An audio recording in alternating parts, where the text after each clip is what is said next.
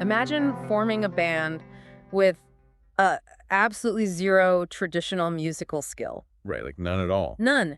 You don't know how to write a melody. Your songs are, well, barely 60 seconds long. If that. Yeah, if that. And you release exactly one terrible sounding record, then you just break up in less than a year. It sounds like a total disaster. It really does. I mean, in almost any other scenario or, any other decade, you'd be a total footnote, just completely forgotten. Oh, absolutely.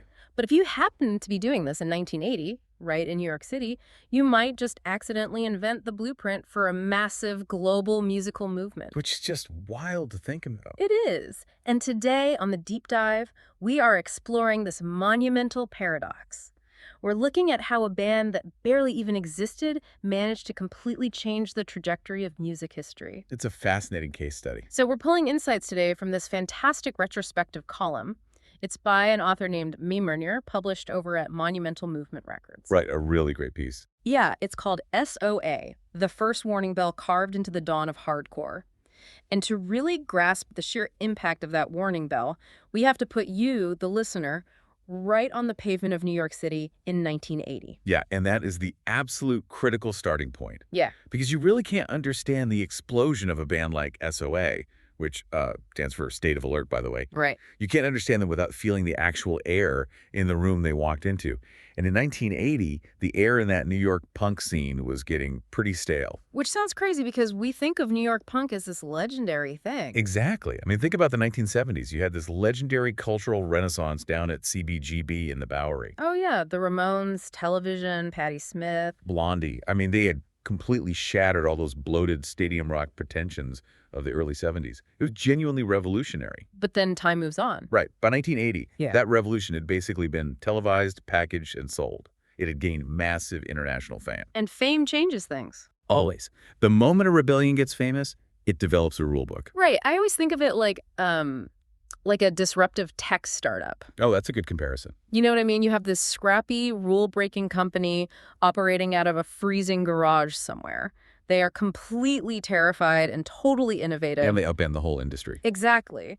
But then you jump forward 5 years, they become wildly successful, and suddenly that exact same garage startup is a predictable corporate monopoly. Right. Now they've got an HR department. Yeah, an HR department, a PR team, a mandatory casual Friday dress code. And if you were a teenager walking the streets of New York in 1980, that 70s punk scene just didn't feel dangerous anymore. It felt like a museum exhibit. Totally. It was a completed project. And honestly, more importantly, it didn't belong to you. That's the perfect way to frame it. Mm-hmm. Because it was completely institutionalized.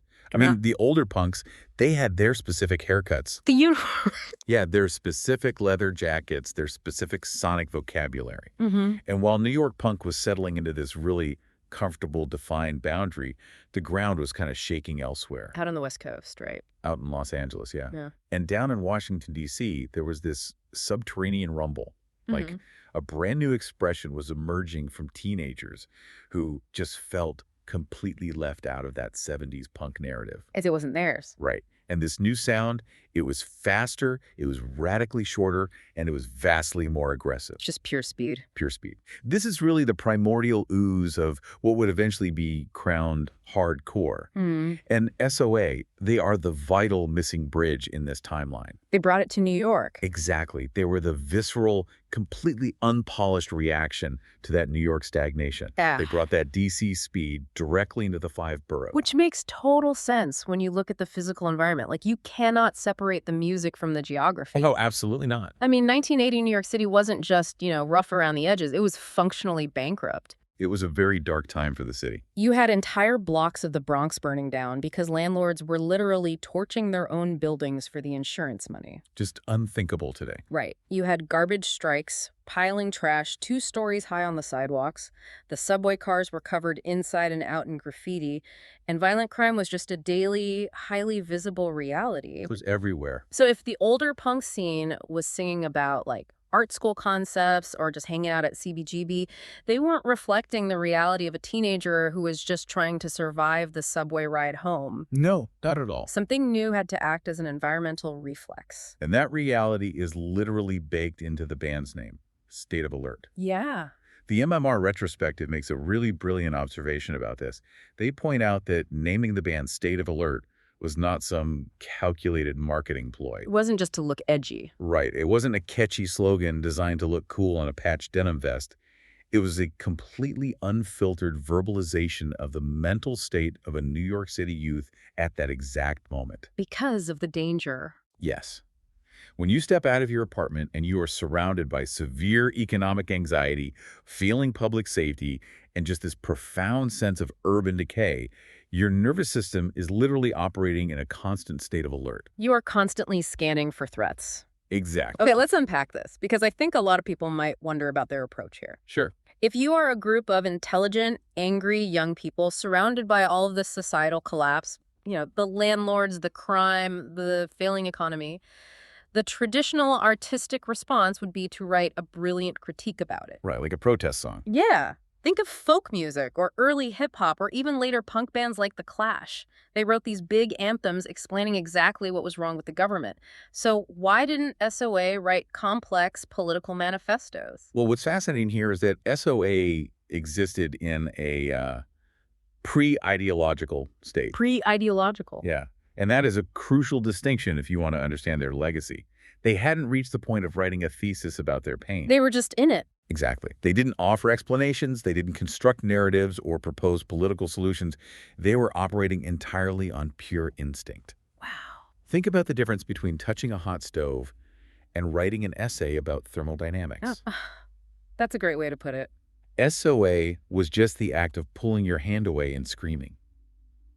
Their expression was an immediate reflexive reaction to the oppression of their environment.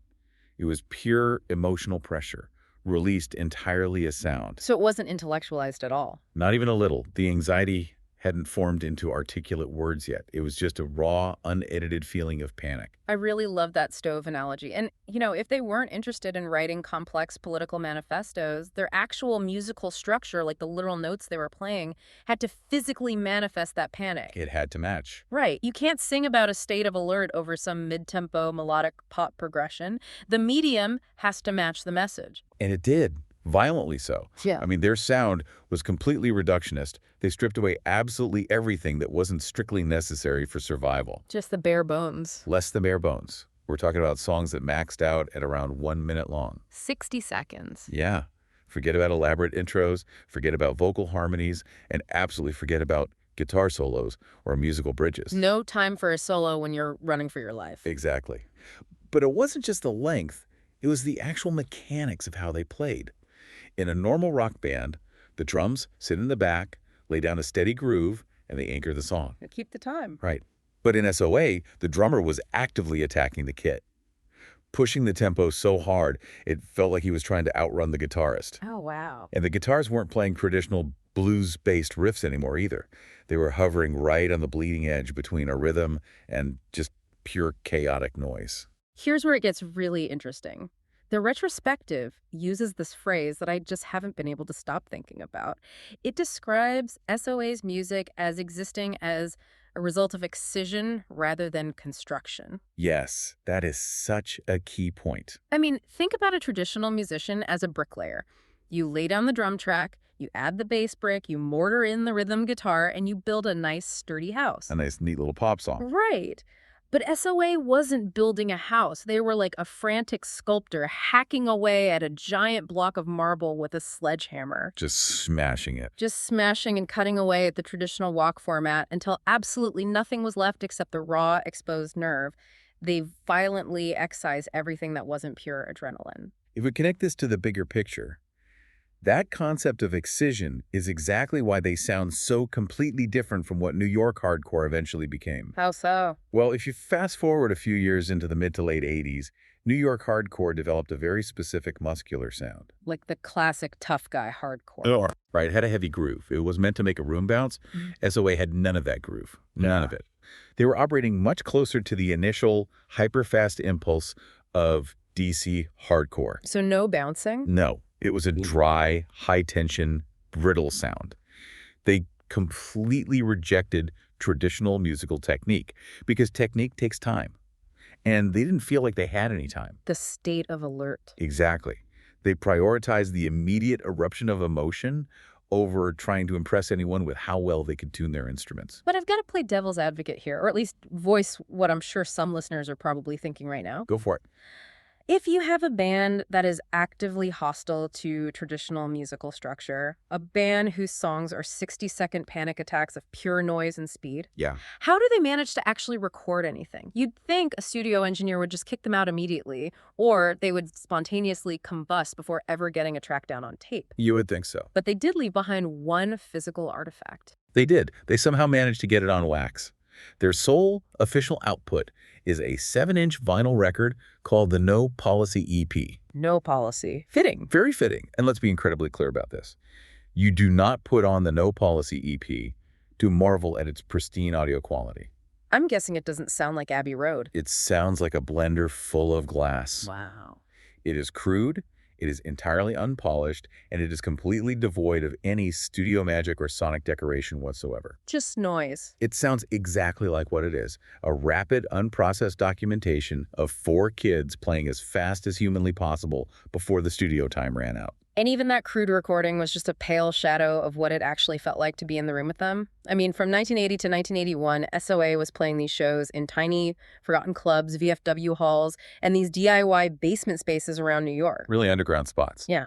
And this is where the culture truly shifted, because the distance between the band and the audience was completely erased. There was no barrier. None. It wasn't a performance where the artist is elevated on a 4-foot stage, looking down at a polite crowd sipping their drinks.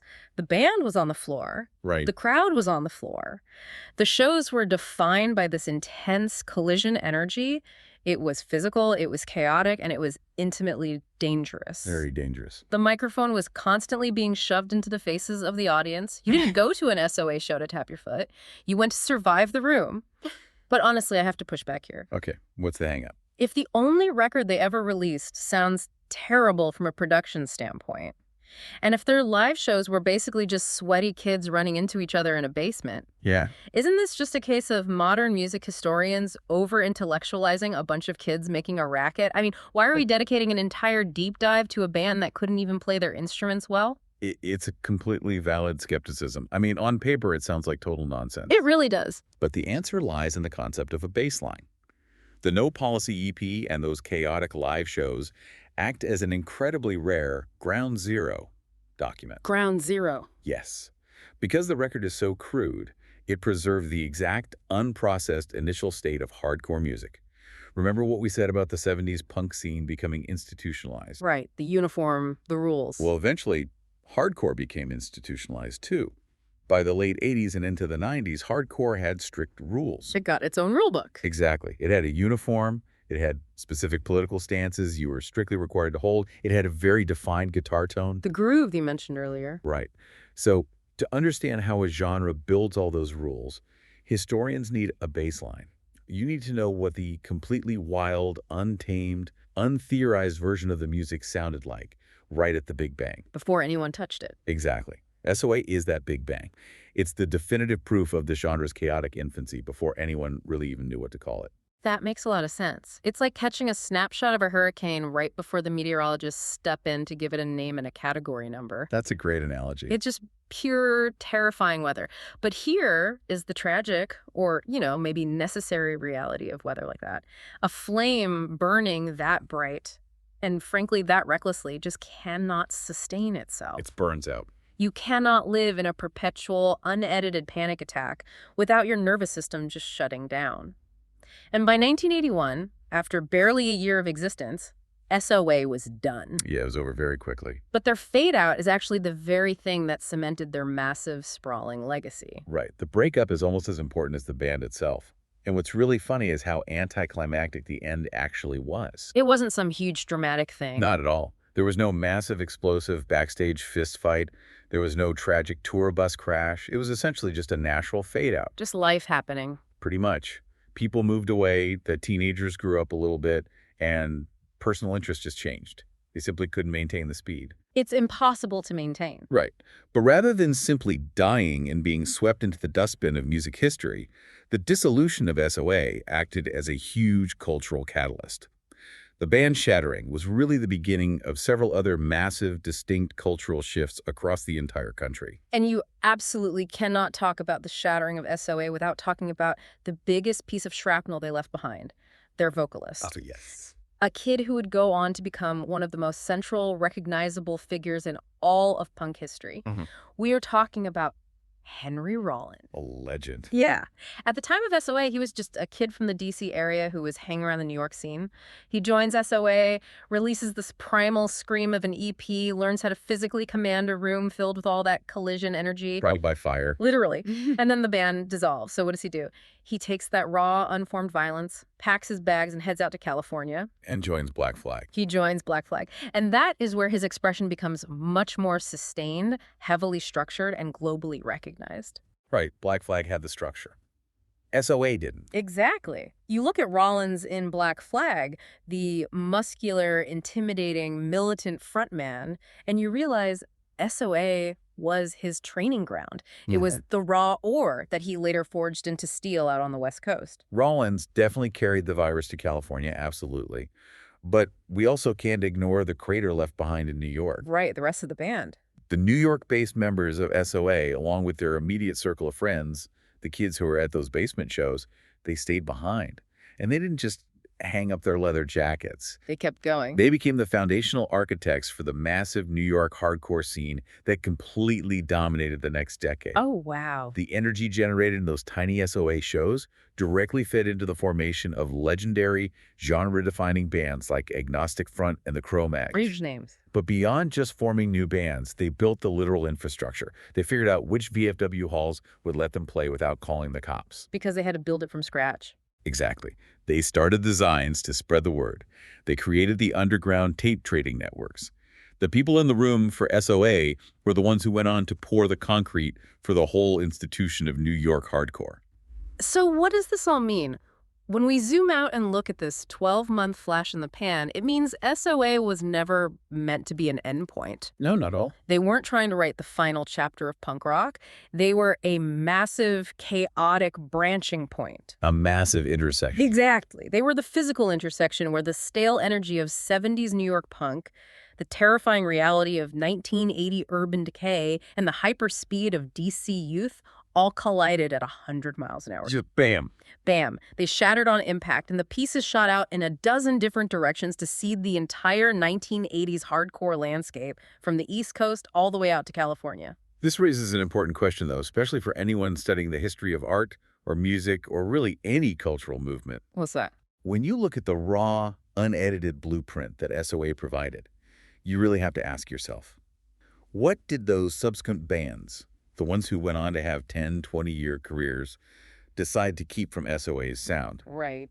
And perhaps more importantly, what did they have to willingly discard in order to actually survive? Because you said earlier SOA was unsustainable. Entirely unsustainable. To build a sustainable genre, to tour the country, to release multiple full-length albums, later bands had to introduce structure. They had to build the house. Exactly. They had to add the heavy groove we talked about. They had to introduce coherent political messaging and, frankly, sell merchandise. In order to survive, they had to intentionally leave some of that pure, chaotic noise behind. They had to compromise. They had to domesticate the animal just a little bit. Man, it really makes you think about our own lives, honestly. Just put yourself in that mindset for a second. We all have moments of intense frustration, anxiety, or overwhelm. Those moments where you are just completely tapped out and you just do not have the right words. You don't have a neatly constructed, polite argument for your boss or a 10-point plan to fix your personal problem. You're just overwhelmed. You just have the pressure building up in your chest. And the story of SOA proves that sometimes just the pure, unedited expression of that feeling, the warning bell itself, has immense value. It doesn't have to be perfect. It doesn't have to be pretty at all. It doesn't have to be perfectly articulated or heavily produced. Even if your expression is completely messy and unpolished, just getting it out into the world can be the catalyst for everything that comes next. The excision is the point. That is the perfect way to summarize their historical impact. I mean, SOA was a band that never aimed for commercial success. They never aimed to impress music critics, and they certainly didn't aim for longevity. Not with 60-second songs. Right. But by simply reacting to their hostile environment with absolute terrifying honesty, They successfully captured an incredibly unstable moment in time. Lightning in a bottle. Exactly. They caught lightning in a bottle right in that split second before a musical genre solidified its rules, printed its uniform, and became an institution. They are the sound of the raw nerve. Which leaves us with a lingering thought to ponder as we wrap up this deep dive. Always a good thing. We've spent the last few minutes talking about how the true raw power of SOA came entirely from the fact that they existed before the rules of hardcore were written. They were the warning bell before the storm. Right. But looking at how quickly movements become rigid, it makes you wonder, is it actually impossible for any established, long-lasting movement to ever recapture that authentic, terrifying rebellion once they define what their genre is supposed to sound like? That is a tough question. Once you build the box and you get really comfortable inside of it, can you ever really scream outside of it again? Something for you to think about the next time you put on a record and find yourself wondering why it doesn't sound quite as dangerous as it used to. Thanks for taking this deep dive with us. Catch you next time.